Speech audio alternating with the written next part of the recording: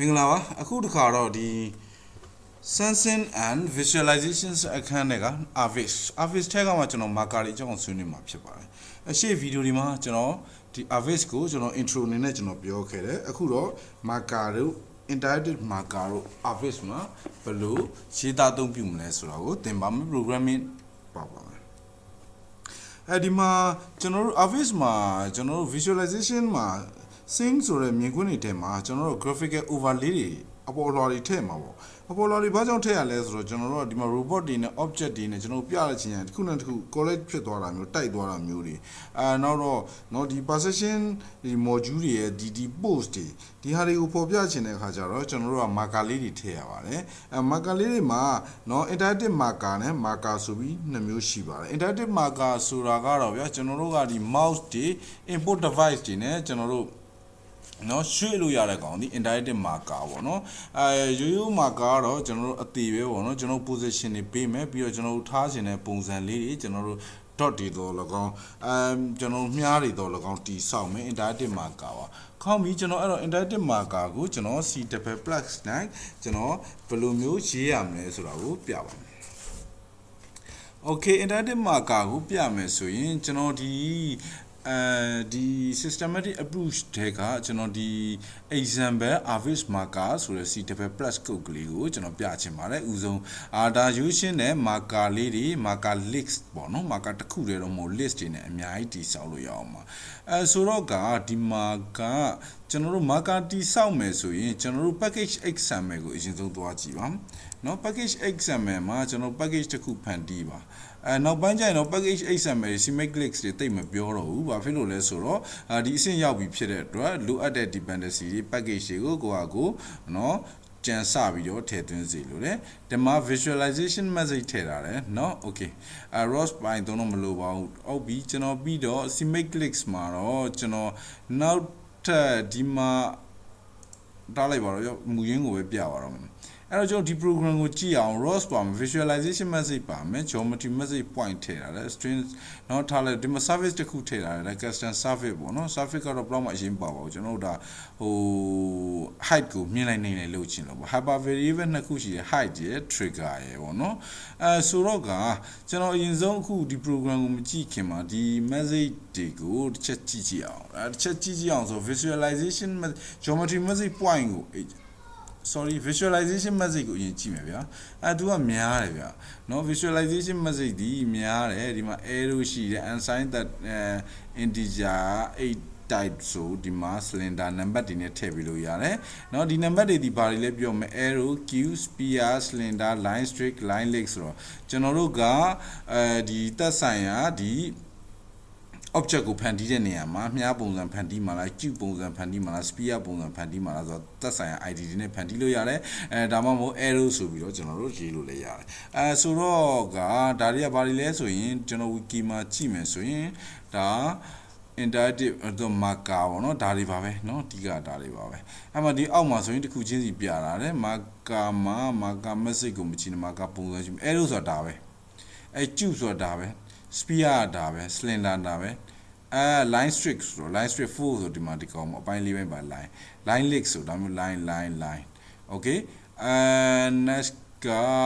tube leg ဆိုတာ tube လေးတွေเนาะ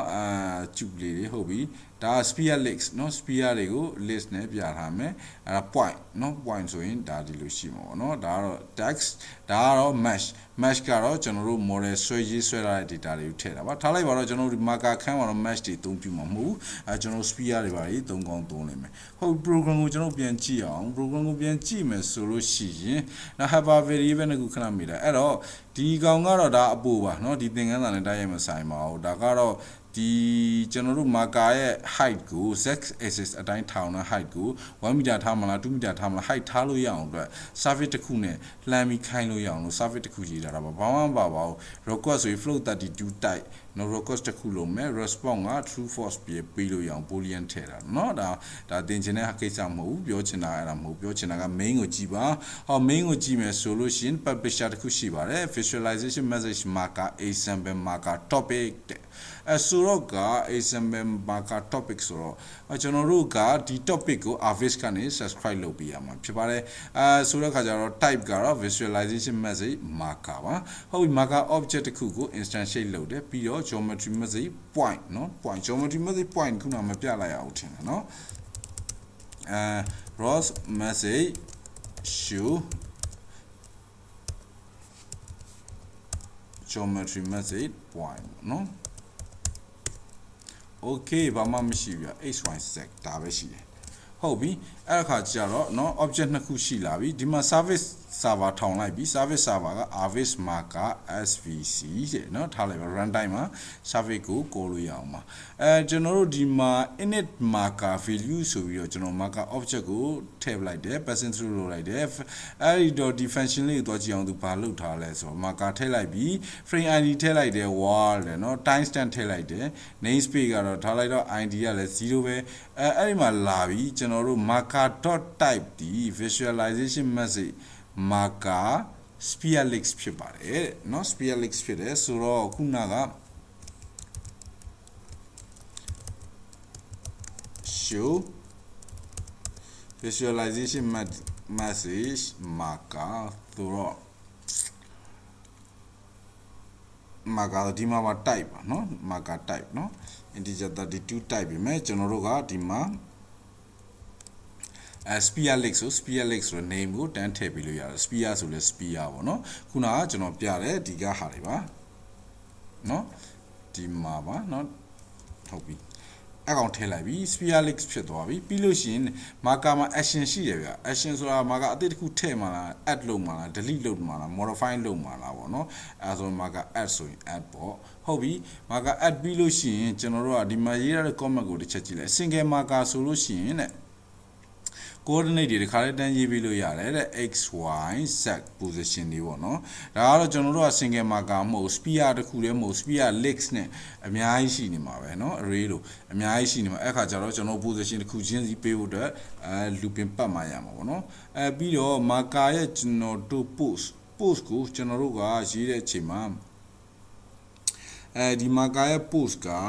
ကျွန်တော် orientation ကတော့เนาะ0001ဖြစ်မယ်ပြီးတော့ marker ရဲ့ scale က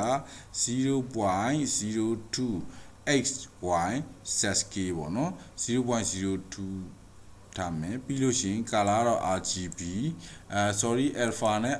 r နဲ့ဆို red ပဲထားတာပေါ့เนาะဟုတ်ပြီ red ပြီးရင်ဒါ marker ရဲ့ကျွန်တော်တို့ post ရဲ့ကျွန်တော်ရဲ့ scale နဲ့ color ကိုကျွန်တော်တို့ထည့်လိုက်တာပါထည့်လိုက်ပြီးပြီဆိုလို့ရှိရင်ကျွန်တော်တို့ကထည့်လိုက်ပြီးပြီဆိုလို့ရှိရင်ကျွန်တော်တို့ကဒါဆိုရင် program ဆက်ကြည့်မယ်ဆိုရင်ဒီမှာ local variable set destination လာဒီကောင်ထည့်လိုက်တယ် destination ဒီကောင်ဒီပါလဲဆိုတော့ဒီအပေါ်မှာပါလာတဲ့ set height နဲ့ကျွန်တော်တို့ပြန်ပြီးတော့ reassign ပြန်လုပ်ပေးမှာအဲ့တော့ while loop ကိုဒီမှာဆိုလို့ရှိရင် double က x min x max y min y max ဆို helper တန်ဖိုးတွေရှိတာပေါ့ helper variable တွေရှိတာပေါ့နော်ဒီကောင် dh နော်ဒီကောင် dy ဆိုတော့ကဒီ helper variable တန်ဖိုးတွေဘာလို့မကြည့်ဆိုရင် ROS okay နေတွေ့တဲ့ g trigger true ပေးတာတော့ true ဖြစ်နေသေးဆိုတော့ looping စတော့မယ်နော် if တဲဝင်သွားပြီ g trigger ကိုချက်ချင်းပြန်ပြီးတော့ false လုပ်ထားတယ်နောက်တစ်ခါကျရင်ရှောင်သွားလို့ရအောင်လို့နော်ဒီကောင်ကဒီ trigger true false လို့တော့ဘာလို့တာလဲဆိုတော့ service client ကလာနေလို့ရှိရင်အချက်ပြောင်းလုပ်ထားတာပါဒါပါပဲz destination z gz height နဲ့အတူတူပဲconstructing ဆိုပြီး stand ကိုပြန်ပြောင်းတယ်ပြီးရင် point တွေအားလုံး clear လုပ်ပြလိုက်တယ်ပြီးတော့ကျွန်တော်တို့ point တွေကိုကျွန်တော်တို့ထည့်မယ် point တွေတစ်စက်ချင်းစီထည့်သွားမှာပေါ့နော်ပထမအောင် x destination x main နဲ့တူမယ် x master ငယ်သေးเนาะ dh point တွေပေါင်းပြီးထည့်သွားပါလို့ပြောတာပြီးတော့နောက်တော့ for loop တစ်ခါထပ်ပတ်တယ်ပြီးတော့ x အတိုင်းပြီးရင် x အတိုင်းပြီးရင်နောက်တော့ y အတိုင်းထည့်သွားမယ်နော် y အတိုင်းထည့်သွားမယ်ဆိုတော့အဲ့ဒီ x အတန်းမှာเนาะအဲ့ဒီ x အတန်းမှာ y row ကို အရင်ဆုံးဖြည့်မှာပေါ့နော်ပြီးတဲ့ခါကျ x ကနောက်တစ်တန်းတက်သွားမှ y ကိုတစ်လျှောက်တောက်လျှောက်ဖြည့်ပြီးတော့ marker တွေကို point တွေကို push back နဲ့ထည့်လိုက်မယ် push back နဲ့ဘာလို့ထည့်လို့ရတာလဲဆိုတော့ marker မှာ point တွေတစ်ချက်ကိုကြည်ပေးပါဒီမှာ array ဖြစ်နေလို့ push back နဲ့ကောက်ထည့်ပေါ့နော် while loop နဲ့အဲ့လိုထည့်လိုက်တာအဲ့ဒါဆိုတော့ဒီကောင်ဒီ -1 ကနေစပြီးတော့ဒီကောင်ဒီ1မှာဆုံးမှာနော် -1 ကနေစပြီး1မှာဆုံးမှာဆိုတော့ကအခုဒါဆို looping ပတ်ပြီး marker တွေကိုဖြည့်သွားပြီ marker မှာ while ကsorry ဒီမှာ marker တွေပြည့်သွားပြီ marker တွေ point တွေပြည့်သွားပြီလို့ရှိရင် duration point 01လောက်ခဏ sleep လုပ်ပြီးတာနဲ့ publish လုပ်လိုက်တယ် publish လုပ်ပြီး spin လုပ်တယ်ပြီးနောက်တစ်ခါထပ်ပတ်မယ် okay အဲ့တော့စမ်းကြည့်အောင်ဟုတ်လားမဟုတ်လား program က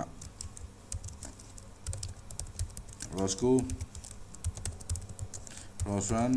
Avis fix Avis ကိုဖွင့်တော့ဘာမှမပေါ်ဘူးဆိုကျွန်တော်တို့ point to point လိုချင်တယ်ဆိုတော့ point ဆိုတော့ marker ဒီမှာ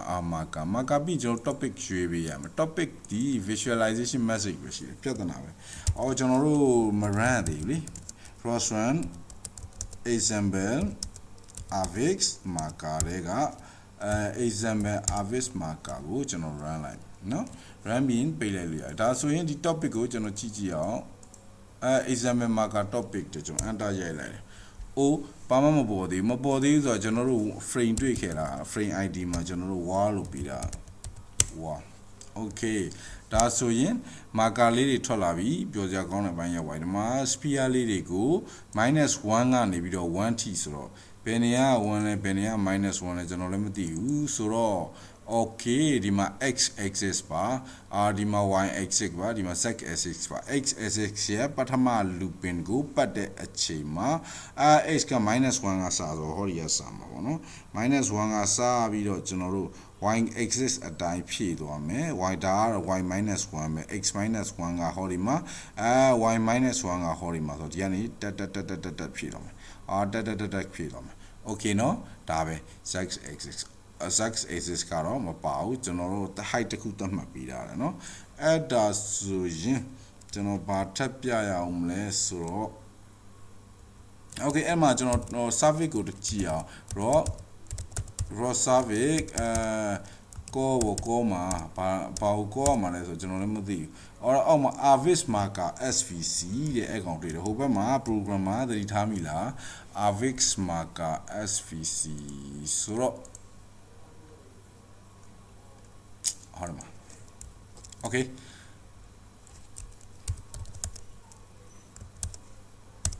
တက်ကြီးတာနှိပ်လိုက်ပါသူရဲ့ type တွေနဲ့သူရထွက်လာမှာဒါဆိုရင် 0.0 ဖြစ်နေကျွန်တော် 1.0 လို့ကြည့်အောင်ဘယ်လိုဖြစ်သွားမလဲသူက z axis ကိုပြင်တယ်လို့ပြောတော့ဟုတ်မဟုတ်ကြည့်အောင်ဟုတ်တာပေါ့เนาะ 1.0 မီတာကိုတက်သွားပါပြီဒါကတော့ marker ကိုဘယ်လိုလုပ် program ရေးရမလဲဆိုတာကိုပြောပြတာပါဒီကောင်းကို Python နဲ့ရေးလို့ရမလားကျွန်တော်မသိဘူးမိတ်ဆွေတို့လေ့လာကြည့်ပါROS မှာတချို့ဟာတွေက Python နဲ့မရတာမျိုးတွေလည်းရှိတယ်เนาะ C++ နဲ့ရတာမျိုးတွေလည်းရှိပါတယ်ဒါပေမဲ့ကြည့်ဖို့များပါတယ်မိတ်ဆွေတို့လေ့လာကြည့်ပါနောက်ထပ်သင်ခန်းစာတစ်ခုကိုဆက်ပြီးတော့တွားရအောင်ကျေးဇူးတင်ပါတယ်